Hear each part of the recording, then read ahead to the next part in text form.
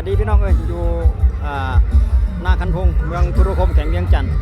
สำหรับงานบุญบังไฟประจำปีเดือนพฤษภาปี 2026พี่น้อง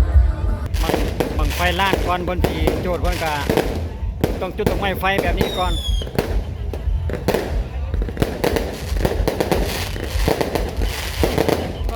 สวยงามบ่พี่น้องหลายคนก็จับจ้องพี่น้องหลายคนก็โบกพลาดสายตาว่าถ้าไปมือกล้องโทรศัพท์ของไปของมันของไปของเรา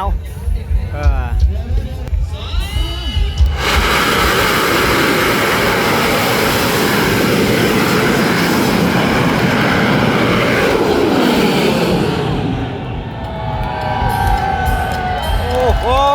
ยถือว่าธรรมดาใช่แล้วพี่น้องงานนี่นะคนหลายแห้งว่ะรถนี่เต็มเลยขนาดอยู่ทั้งภูด้วยนี่พี่น้องไปเข้าไปบังในจุดคนจัดงานไปใกล้ๆกับฐานบังไฟอีกทีนึงก่อนพี่น้อง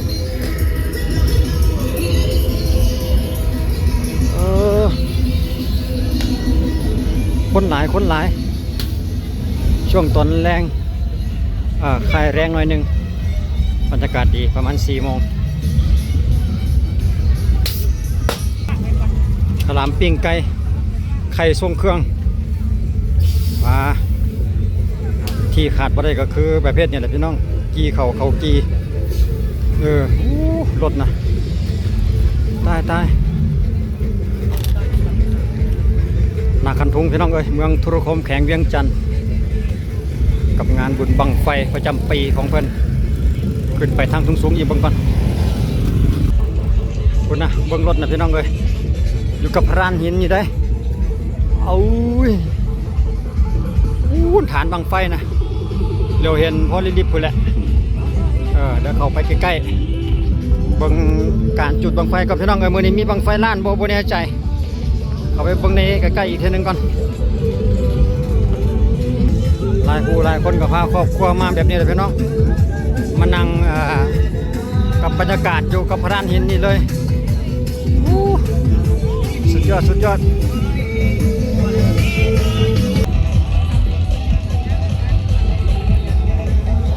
่มไผ่ซุ่มมันเลยพี่น้องมักแบบใดก็จัดมาเลย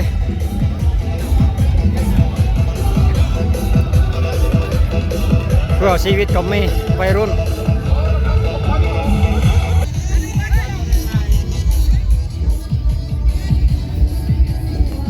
รถขึ้นมาในหอดเทิงทีเลยว่ะรู้สึกว่ามีวงดนตรีพร้อมพี่น้องนี่มีวงดนตรีพร้อมด้วยเดี๋ยวเจ้าหน้าที่จะเข้าไปเบิ่งว่าเป็นวงดนตรีวงใด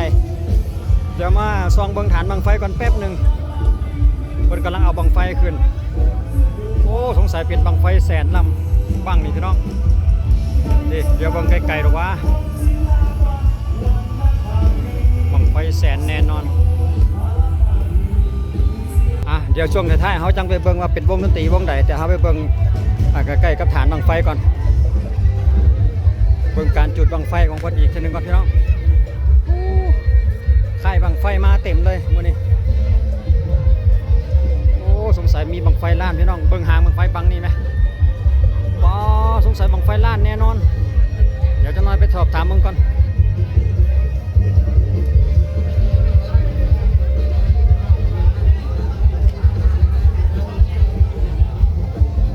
บังไฟล้านมีหลายบังเนี่ยชุนร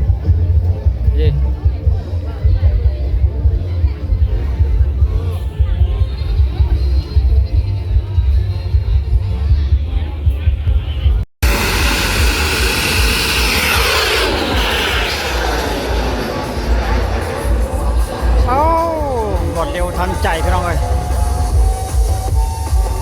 สุดสายตาเลยถือว่าสวยงามคือกันสำหรับบังไฟแสน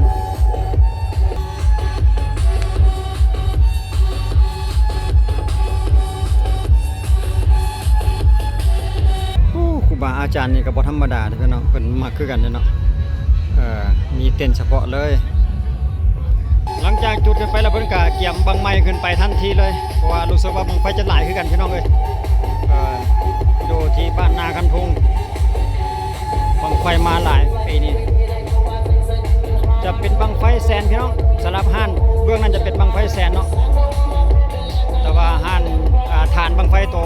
นี่จะเป็นบังไฟล้านหัวหน้าค่ายกำลังลงมาสลับบังไฟล้านพี่น้องเดี๋ยวอีกแป๊บหนึ่ง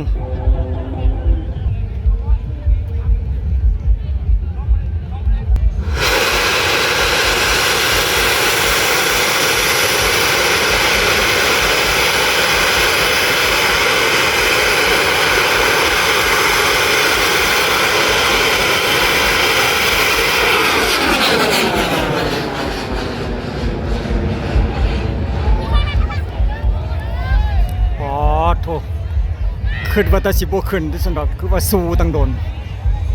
โอ้ยพี่น้องเอ้ยโอนนะยาวเหยียดเลยโอ้อวยลงไวซะละว้าลงไวแท้เรียบร้อยโอ้มีปัญหาซะแล้วบังไฟล้านลำนี่ขึ้นก็ขึ้นยากลงบัดลงไปเอา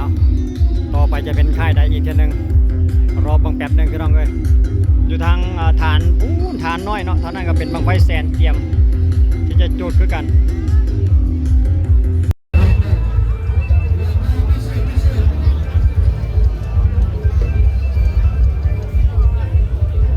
เป็นบังไฟล้านอ่ะบังไฟล้านบอกมีหลายบังบอก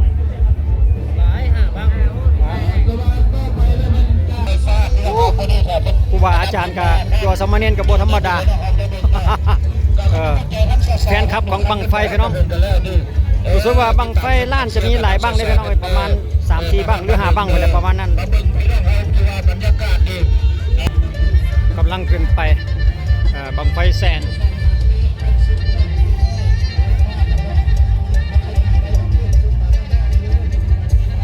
ทางเจ้าหน้าที่ป้องกันห้องกะ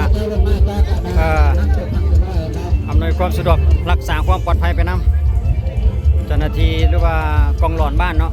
แล้วก็มีทางภาคส่วนทหารได้บังไฟล้านพี่น้องมาในชุดสีส้มเลยเดี๋ยวเขาจะคอยติดตามบทบาทและการรีราการจุดของเพื่อนว่าจะเป็นจังได2 บังน้ำกันเนาะ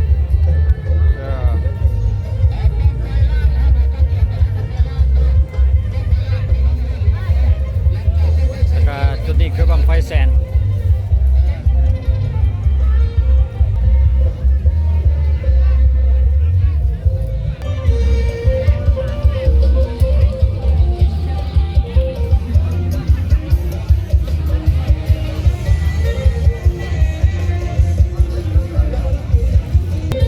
อาบรรยากาศรอบๆสักก่อนพี่น้องเลยเอาแฟนFC ของบังไฟสักก่อนรอบๆบริเวณสักก่อนในช่วงระหว่างการรอท่าบังพ้นจุดเนาะตอนนี้บังไฟกำลังขึ้นห้านว่าบังจะบอแน่ใจว่าจากค่ายใดเป็นบังไฟแสนนั่นเองขัดเราแบบนี้เลยพี่น้อง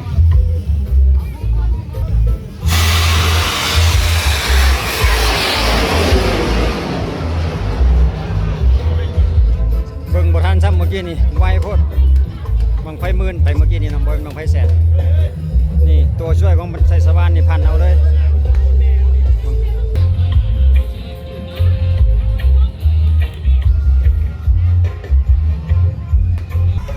มาเบิ่งทางด้านนี้ก่อนพี่น้องโอ้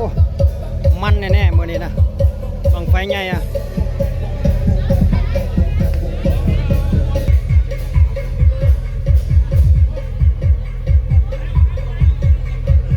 เป็นค่ายบังไฟใหญ่เทพฝนลินมาสั่นเด้เทพฝนลินพี่น้องบังไฟคิดว่าน่าจะเป็นบังไฟแสน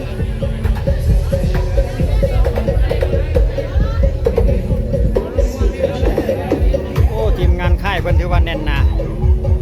สำหรับเทพฝนลิน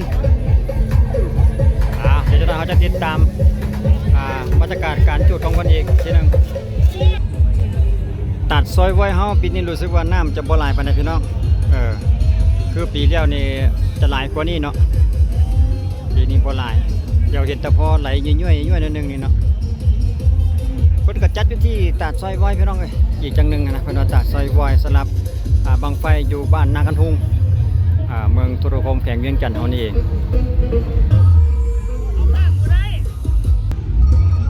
สำหรับค่ายนี้ก็เป็นบังไฟล้านอีกบังไฟหนึงนะพี่น้องอีกค่ายหนึงคือกันเดี๋ยวเอาไปเบิ่งใกล้ๆอีกทีหนึงก่อนค่ายหงเหินฟ้าพี่น้องทีมเสือสีทับหมูน่ะสีแดงๆนี่แหละกำลังพัดเราอยู่เป็นบังไฟล้านพี่น้องเอ้ยเอาเดี๋ยวจะหน่อยเขาจังเบิ่งกันนะเวลาเพิ่นจุดอีกทีหนึงก่อนกำลังมาแล้วนำไปเบิ่งก่อนค่ายใดเนาะนี่เนาะบังไฟล้านพี่น้อง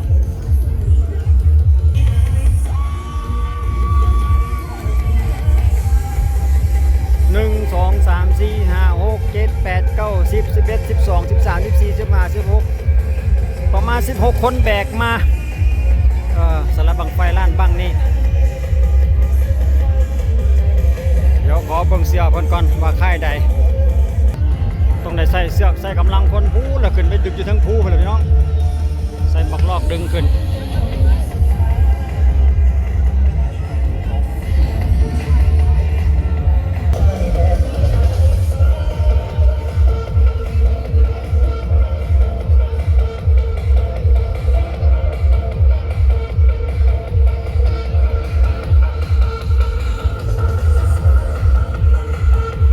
อันนี้เพิ่นค่ายใดฮู้บ่ค่ายท่าหลวงโอ้ท่าหลวงท่าหลวงใต้ว่ะท่าหลวงกลางว่ะเป็นบังไฟล้านเนาะแม่นบ่มาอันหลายบ่มาจากบ้างปีนี้มาจากบ้างหลายบ้างบ่โอ้มาอย่างละบ้างคือกันนั่นบ่โอ้แต่บังไฟล้านเนี่ยมาแต่บ้างเดียวนั่นบ่โอเคเดี๋ยวเรามาถ่ารุ่นบังไฟล้านมาจากธาตุหลวงว่าซั่นเด้ธาตุหลวงกลางสรุปแล้วเป็นบังไฟล้านพี่น้องเดี๋ยวมาลุ้นน้ำกันว่าจะขึ้นสวยงามคือจะได้โจจะขึ้นได้เนี่ยบอลแมนธรรมดาได้พี่น้องเอ้ยมันบังใหญ่เลยนักว่าซะต่อไปต้องใส่กำลังหลาย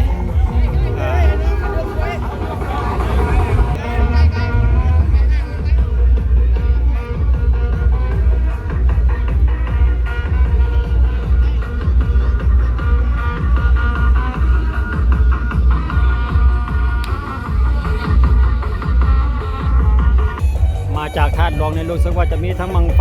หมื่นบังไฟแสนบังไฟล้านพี่น้องมี 3-4 รุ่นมานำกัน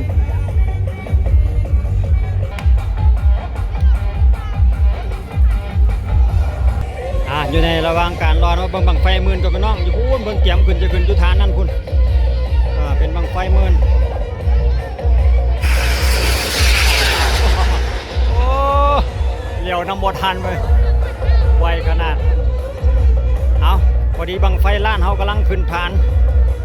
พอดีเลยนี่แบบนี้เลยพี่น้องเอ้ยเอาอยู่ทางเทิงกับใส่มักลอกดึงอยู่วุ้นทีมหนึ่งดึงอยู่ทางเทิงคุณเนาะหลังจากที่เคยเห็นบังไฟล้านบังไฟ10 ล้านหรือว่าบังไฟแสนหลายๆสถานที่เดี๋ยวเรามาเบิ่งอยู่ที่ทางบ้านนากันทุงอีกทีหนึ่งพี่น้องสำหรับบังไฟล้านเนาะคิดว่าน่าจะมีเฉพาะบังไฟล้านที่ว่าใหญ่กว่าหมู่ที่สุดนี่เนาะบังไฟ10 ล้านก็สิบ่มีแล้วได้บังไฟล้านนี่ก็โอเคละหลังจากที่คลิปก่อนกับเกี่ยวกับบังไฟน้อยเนาะบังไฟกิโล3 โล 5 โล 6 โลก็เห็นมาแล้วเดี๋ยวเราเบิ่งบังไฟล้านอยู่เขตบ้านนากันทุงอีกทีหนึ่งก่อนพี่น้องสถานที่จัดงานเพิ่นก็อยู่ที่ตาดซอยว้อยพี่แหละอยู่กับเมืองทุรคมแขวงเวียงจันทน์พี่น้องเอ้ยม่วนหลายคนนี่บ่ให้เว้าเลยรถลาห่างห้านเต็มเลย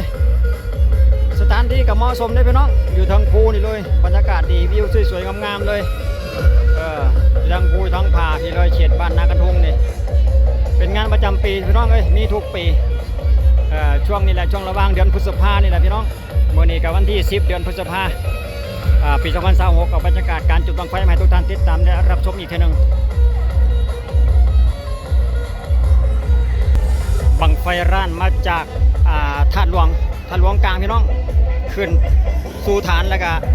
ติดตามมาด้วยโฮงเฮือนฟ้าบังไฟล้านเช่นเดียวกันนี่มาจองชิวเลยอันดับต่อไปคือโฮงเฮือนฟ้าเดี๋ยวเขาจะเบิ่งเลี้ยงรับกันไปแต่ละค่ายได้จะขึ้นได้สวยงามเลยมีปัญหาอะไรอันหนึ่งบ่ฮะนะอีกแค่หนึ่ง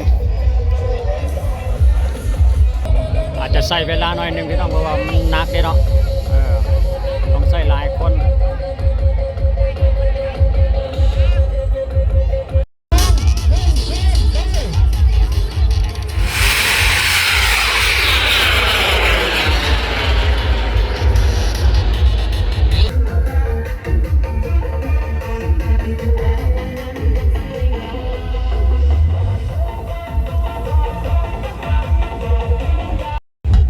คือว่า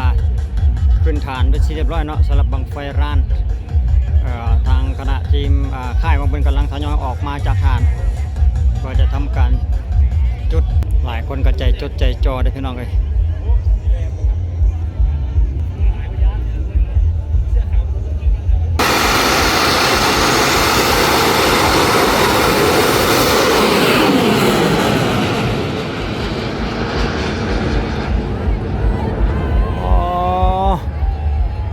งามสมควรได้พี่น้องเลยไปแบบบ่ได้ฟองหลังนี่หลีจวดบาทเดียวบ่ได้โดนคือล้ำมันบังก้อนหันเด้เดี๋ยวซุ่มบังก้อนนี่ลิบเลยหลังจากนั้นก็โฮงเฮือนฟ้าเตรียมขึ้นสู่ฐานเป็นบังต่อไปเลยยังเลาะก่อนแป๊บหนึ่งพี่น้องเอ้ยอยู่ในช่วงระหว่างรอท่าบังไฟขึ้นฐานเดี๋ยวตัวหน่อยเขารอถ่าเบิ่งบังไฟล้านจากค่ายโฮงเฮือนฟ้าอีกทีหนึ่งก่อนก็เลยได้อย่างเลาะเบิ่งผู้คนก่อนพี่น้องเต็มด้วยพระลานหินเลยอยู่จุดใดก็มีแต่หินทั้งนั้นเลยเวลาหน้าฝนตกนี่บ่ให้บ่เลยพี่น้องเลยน้ำไหลตัวๆเลยนี่นะคุณบางคนอยู่ซุ่มใดอยู่โฮมใดก็มีคือกัน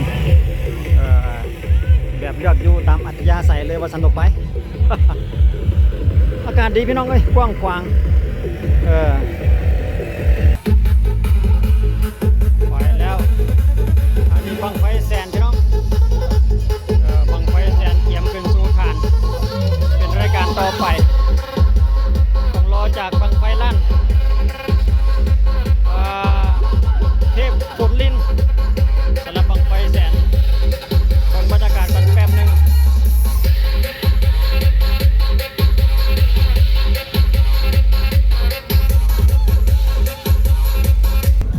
สำหรับทีมงานค่ายบังไฟเทพฝนลินเนาะสำหรับบังไฟแสนของเพิ่นกำลังมาจอรอชิวนั่นเองโอ้โฮงเกินฟ้าชุดสีส้มนี่ยังมารอชิวคือกันพี่จะแมนเนาะโฮงเกินฟ้าพี่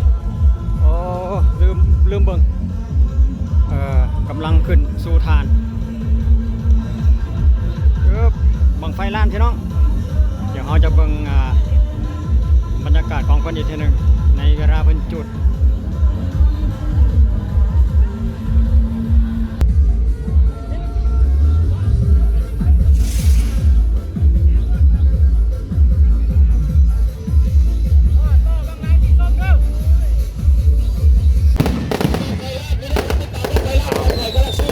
บังไฟล้านกำลังจะจุดพี่น้อง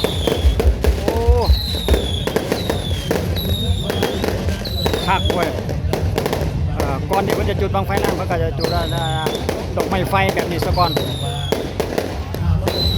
เดี๋ยวจะมาเอาบังช็อตเด็ดของบังไฟล้านจากค่ายโฮงเฮือนฟ้าอีกทีหนึ่งพี่น้องบังไฟล้านเดือดกาแล็กซี่ครับไฟล้านเดือดกาแล็กซี่พร้อมระเบิดพร้อมระเบิดบังไฟพิรัมเพชรพร้อมระเบิด1 2 3ไปขอเชียร์กันหน่อยใจหัวกัน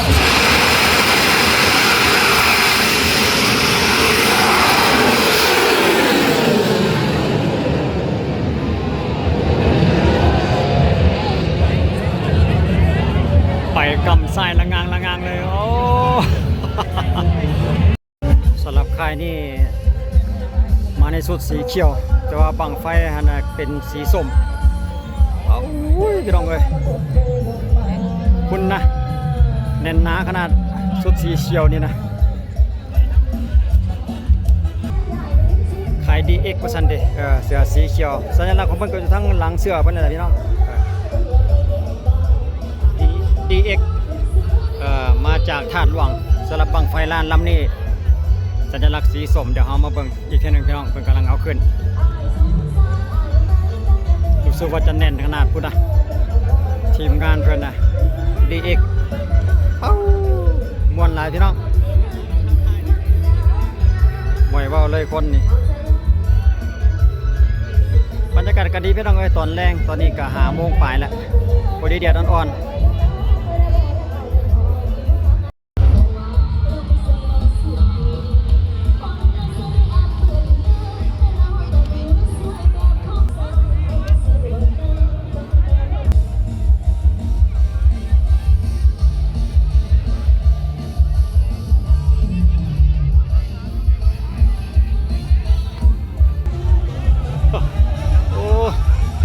คือพากันมาอัน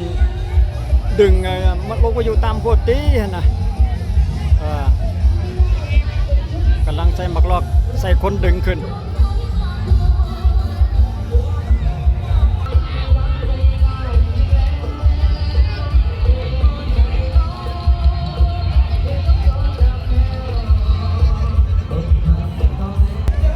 ต้องใส่เวลาพอสมควรพี่น้องส่วนสิขึ้นได้นี่นะ เพื่อนยังปรึกษาแล้วก็กำลังมาเพิ่ม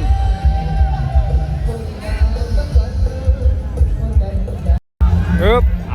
อาไม้อีกทีนึงกันไปดิเกิดที่2นี่จะขึ้นได้ป่ะ เอาเอาทั้งคนก็ดึงคือมันดึงอันน่ะเสือกกันจากสั่นไปน้อยนึงเนาะเสือกดึงมันอยากจ่อแต่ว่าต้องได้ใส่แต่ว่าเพิ่นหาทีมงานหลาย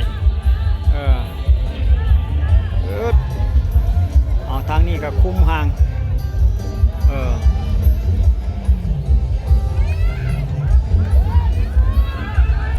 กองเชียร์เชียร์นักเชียร์หมู่กันเองห้องเชียร์เพื่อให้มีกำลังใจดึงเพื่อจะได้ฮึดดึงขึ้นได้ง่ายๆหันนะว่า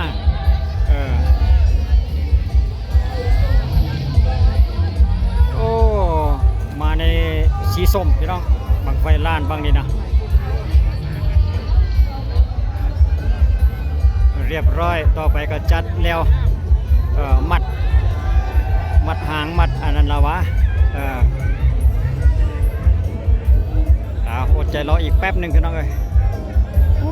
แน่นหนาอีดีสำหรับทีมนี้บรรยากาศก็ดีซะเหลือเกินพี่น้องตอนนี้แดดร่มตกซะแล้วพอดีใกล้จะ6 โมงแล้วเนาะเวลานี้ก็ได้เหลืออีก10 นาทีก็6 โมงคนนี่รอบส่วนทุกสารทิศเลยเบื้องนี้ตะเวนตกพี่น้องสู่แสงตะเวนหน่อยหนึ่งส่วนวงดนตรียังไม่แน่ใจว่าเป็นวงดนตรีขนาดใดเดี๋ยวเวลาช่วงท้ายเขาจะพายามไปเบิ่งกับวงดนตรีอีกทีนึงว่าเป็นวงใดมาให้ความสนุกสุขสำราญอยู่กับบ้านนากันทุ่งนี่เนาะอีกทีนึง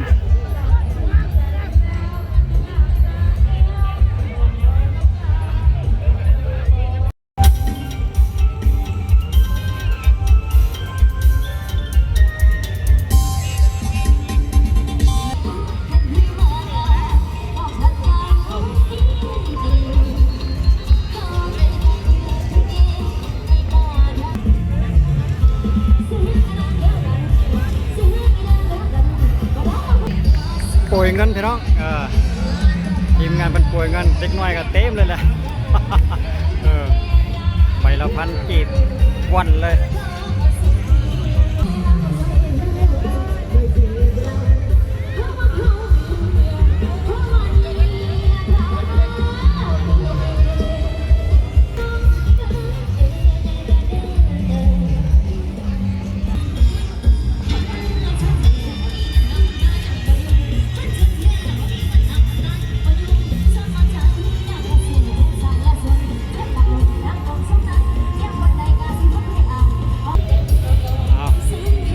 หมื่นสลับฐานน้อยนี่เนาะฐานใหญ่กับบังไฟร้านกำลังเตรียมอยู่ในช่วงระหว่างรอเอาเบิ่งบรรยากาศรอบๆบริเวณอีกทีหนึงครับพี่น้องเบิ่งคุณโคนเอ้ยกับพื้นพรานหินแบบนี้เลยพี่น้องสะอาดสวยงามกับพรานหินนี่แหละปล่อยบอลเลยเรื่องคนนี่นะหลายแห้งปีนี้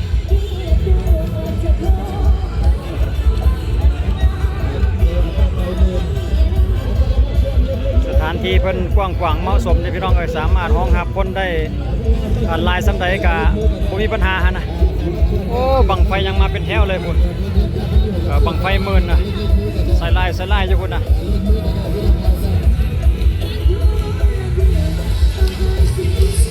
ตะเวนกระจายจะรับขอบฟ้าแล้วก่อนที่เพิ่นจะจุดกับทีมงานของเพิ่นก็มาถ่ายรูปไว้เป็นที่ระลึกพี่น้องเลยเต็มเลยทีมงานสุดสีเขียวมาจากท่านรองพี่น้องบังไฟร้านต่อไปก็เดี๋ยวจะน้อยเขามาเบิ่งไฮไลท์ว่าจะขึ้นสวยงามสำใดสำหรับทีมงานแน่นหนาแบบนี้เลยเอากรรมการไล่ออกได้บาทนี่ออกจากพื้นที่นี่เพิ่นจะจูดนั่นเองเนาะเพื่อความปลอดภัยคุณนะพี่น้องเอ้ยโดนก็มีโดนบินว่อนเลยแถวนี้หลายแห้งเดี๋ยวเอามาเบิ่ง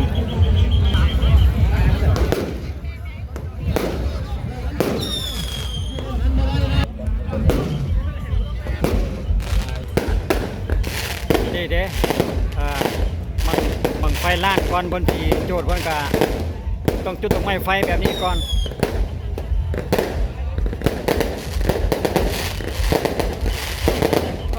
สวยงามบ่พี่น้องภาคใด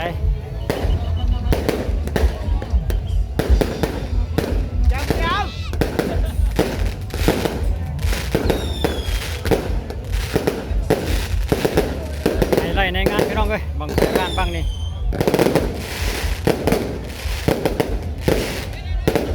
เบิ่งคนก่อนพี่น้อง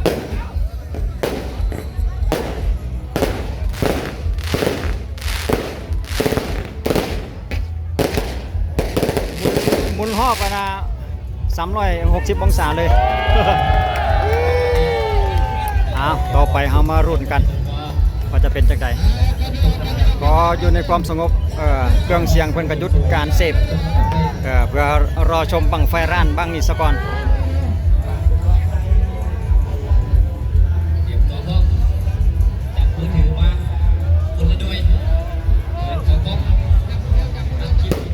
ถอยออกมาอีกจะหน่อยก่อนเฮาก็ได้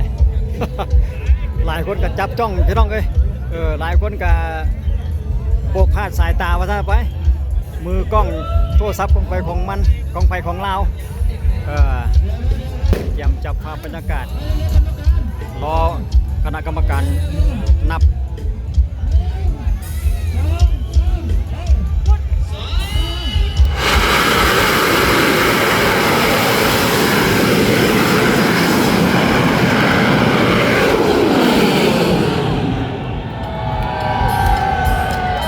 โอ้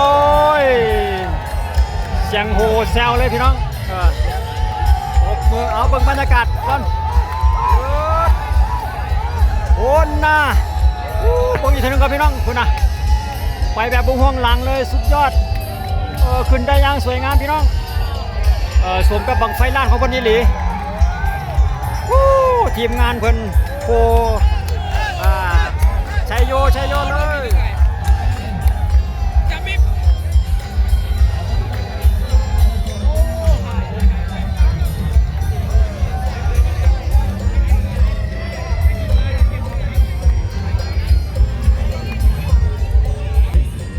หลังจากนั้นก็ค่ายใหม่ต่อไปอีกเลยเป็นบังไฟล้านคือกันที่น้องสลับบังนี่ทีมงานเพิ่มพี่น้องเลยคาดหวังคือว่าประสบความสำเร็จบังไฟเพิ่นขึ้นได้อย่างสวยงาม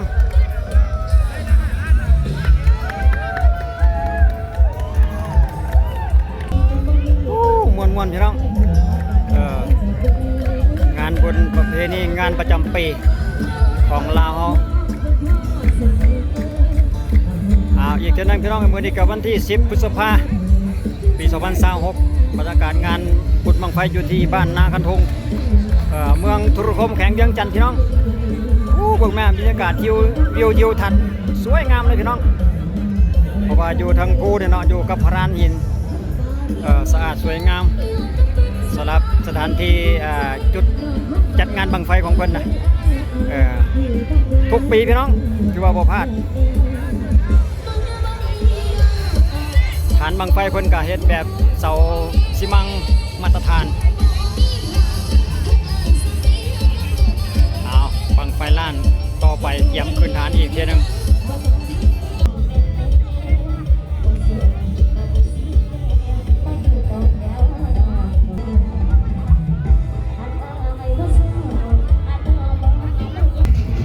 ส่วนค่ายนี้คือว่าท่านจะไปบังไฟหมื่นแต่ตัวนี้นะคิดว่าจะเป็นบังไฟหมื่นนั่นเองสงสัยคนจะจุดรอบมันคำหน่อยหนึ่งมั้งค่ายผู้บ่าช่วยมั้งนี่ตัวนี้ขนาดสลับค่ายนี่โอ้เท่ขนาดเครื่องของเพิ่นนะนี่เครื่องล่างของทางมีฮอดเข่ามีฮอดอันนี้เพิ่นจะท่าเท่ๆแบบนี้เลยหลายคนก็มาขอถ่ายรูปโซฟี่กับเพื่อนนะพี่น้องเพื่อนเดินท่าเท่ๆแบบนี้เลยนี่ ตากล้องเขานะอันนี้ยังก็หับซื้อเครื่องเก่าโบราณทุกชนิด โอ้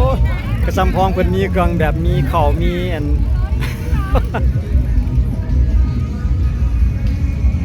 นี่เราถาดเราของเราเท่อยู่ ใส่ถาดเท่ๆแบบนี้เลยเอาลงมาทางด้านนี้ก่อนโอ้ทางนี้คือจีแมนมาซุ่มอยู่ไกลแต่อันน่ะทีมงานนี่มาแต่ค่ายใดนี่บ่มาเชียร์ว่ะสงสัยทีมนี้คือจีแมนขี่ย่านบ่จักอยู่บ่ไกลๆโอ้ตายมาซุ่มกินบังคลามอยู่พี่นี่นะปาดโหขี่ย่านว่ะโอ้คักแท้ละฮือทีมขี่ย่านมาลี่อยู่อันใกล้ๆพี่เนาะอยู่กับป่าพี่เนาะกับพลานหินพี่บ่ว่ากันแต่ว่าการลุ้นหลายคือกันนี่เดี๋ยวจะให้เบิ่งจากจุดที่เพิ่นอยู่นี่พี่น้องก็เลียวเห็นอยู่ดิฐานบังไฟเพิ่นมักเบิ่งไกลๆดอกเพราะว่าบังไฟนี่มีแต่บังไฟใหญ่ๆคนละขี่ย่านเพิ่นว่า โอ้มุมนี่สิไกลหน่อยนึงพี่น้องเอ้ยบังไฟล้านเบิ่งมุมไกลๆอีกทีนึงก่อนรู้สึกว่าจะเป็นโฮงเฮือนฟ้าพี่น้องสำหรับบังไฟฟังนี่เนาะเป็นบังไฟร้านเช่นเดียวกัน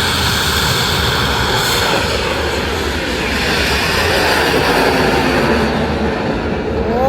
ด่วนหลังพี่น้องเอ้าขึ้นไปทางสั้นบาทนี่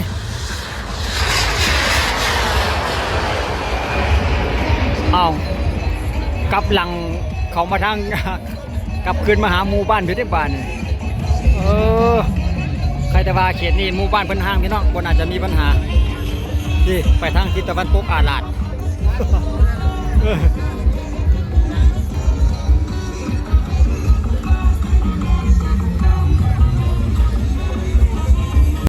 มาเลยฮะ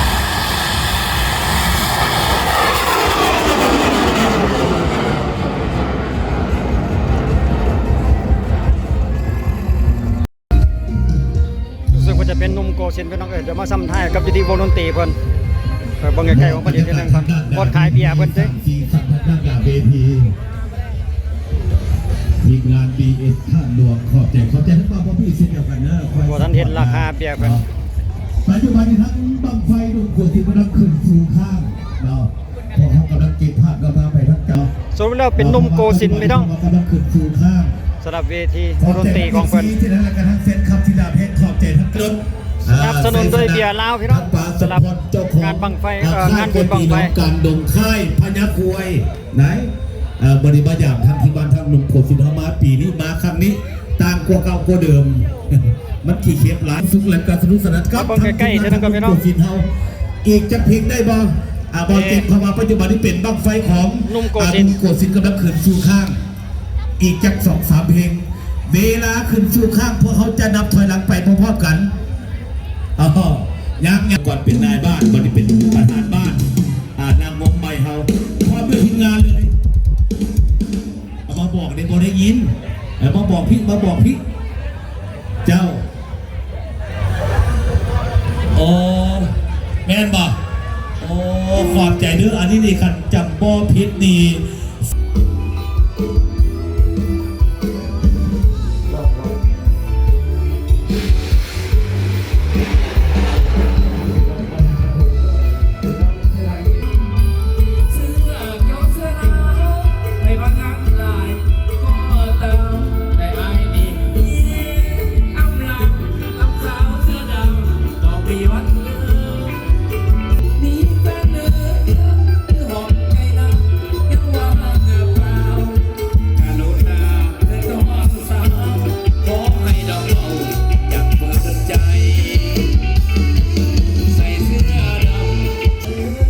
โอ้บังไฟค่ายนี่เฮ็ดจะไหนเอากลับคืนบ่หรือว่า สงสัยเปลี่ยนใจบ่ทันมั้งเพราะว่าย่านคำควันแล้วก็รู้สึกว่าจะเอากลับคืนเนาะนู่นแบกไปทางนั้นนั่น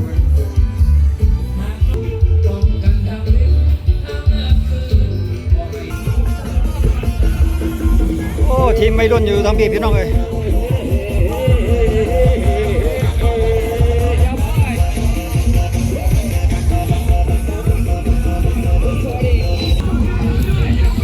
ไม่รุ่นนี่มักขนาดนั้นเนาะพี่น้องไอ้ตอนแรกมาสิเล่นอากาศดีเลยใกล้สิค่ำแล้วเด้เวลานี้ก็ได้อากาศค่ำๆเลยสินี่เศร้านุ่มคนแห้งมันกับพี่น้องเพราะว่าอากาศมันดีเนาะช่วงค่ำๆหน่อยนึงนะเดี๋ยวเบิ่งการค้าการขายเวลาขากลับก่อนพี่น้องรู้สึกว่าจะเตะดอกฟืนดอกไฟอะไรค่ำแล้วเด้ขายเครื่องขายของที่ขาดบ่ได้ก็คือสัตว์โป่งเป้า บ่ว่าจะเป็นงานใดก็ย่าต้องมีสัตว์โป่งเป้าโลดขาลงพี่น้องก็มีครบเลยเนาะขรามปิ้งไก่ไข่ส่งเครื่องเขากี้เขาคือเก่าสำหรับท่านใดที่ว่ากลับบ้านกลับเงินแล้วก็แวะซื้อไปอยู่ไปกินสู่ลูกสู่หลานสู่ครอบสู่ครัวได้คือกันเรื่องการอยู่การกินถือว่ามีบริการให้สำหรับการค้าการขายแสดงว่าเป็นการเป็นงานพี่น้องหากมีดอกเครื่องขายแบบนี้นะเอาก็มีเพียงสำนี้แหละพี่น้องขาลงหลังจากที่เที่ยวชมการจูดแล้วก็แบะมาเบิ่งกับวงดนตรีเพิ่นแป๊บหนึ่งหลังจากนี้ก็เมื่อก็ขอบอกขอบใจที่ทุกท่านอยู่ดีมีแห้งการเดินทางอยู่รอดปลอดภัยทุกเส้นทางเอาไว้เจอกันในคลิปต่อไปพี่น้องจะเป็นเส้นทางหรือว่าจะเป็นเรื่องใดนั้นอีกทีหนึ่งสำหรับคลิปนี้ขอบใจสบายดี